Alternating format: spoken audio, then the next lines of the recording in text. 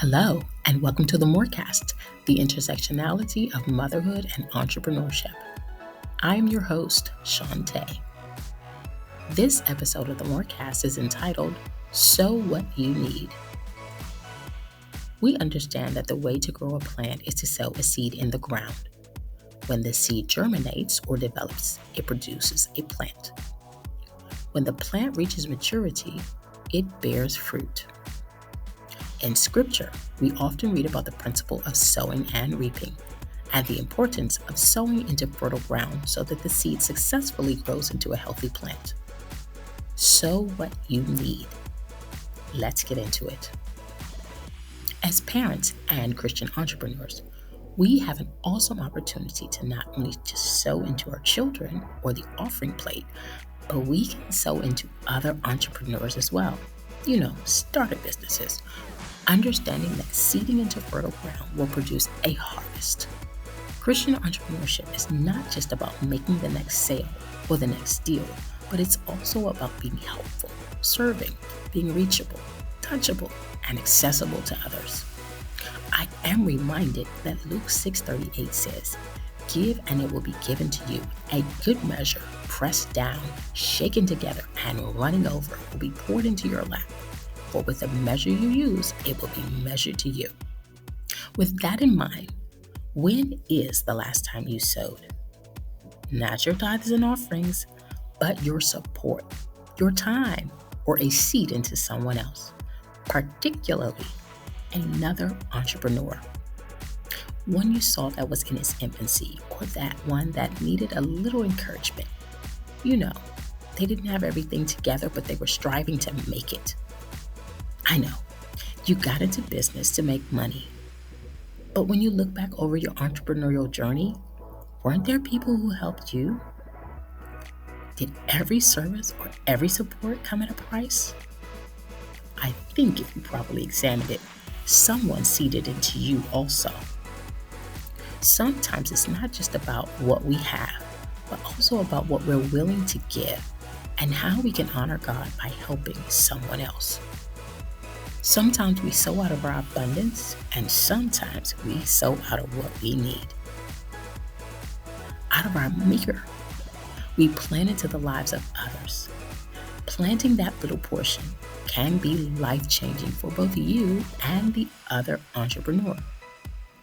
I'm reminded of the scripture in 1 Kings chapter 17, verses 7 through 16, where the widow of Zarephath encountered Elisha. She had little to live on for her and her son, and she was focused on her handful of flour and a little bottle of oil.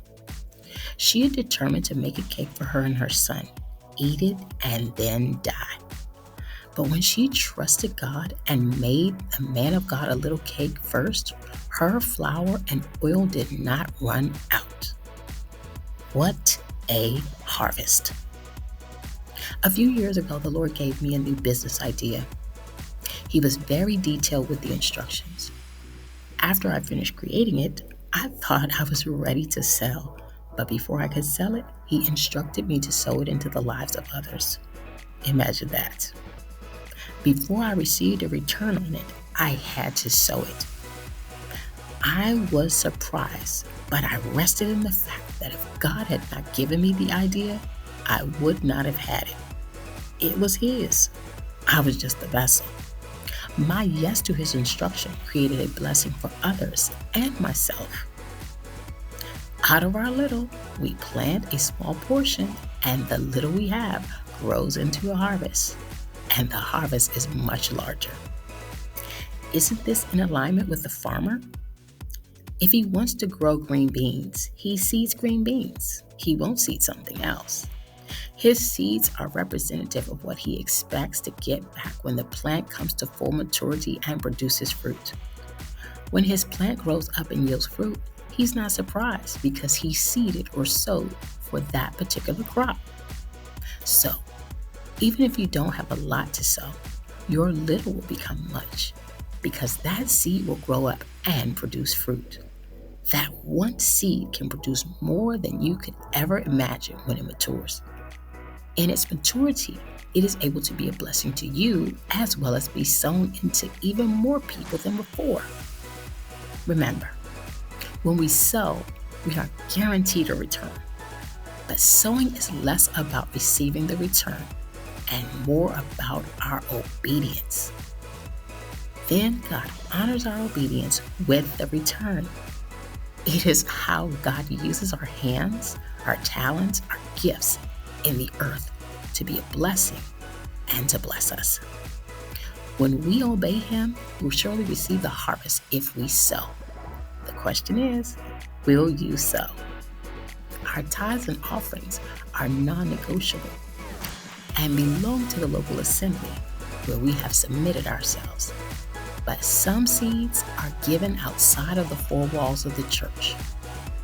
God's principles still work the same way, and He is glorified. Others' needs are met, and we receive the return that God has intended when we sow. If you enjoyed this episode of the MOR Cast, share it with a friend. Don't forget, like and follow. Until next time.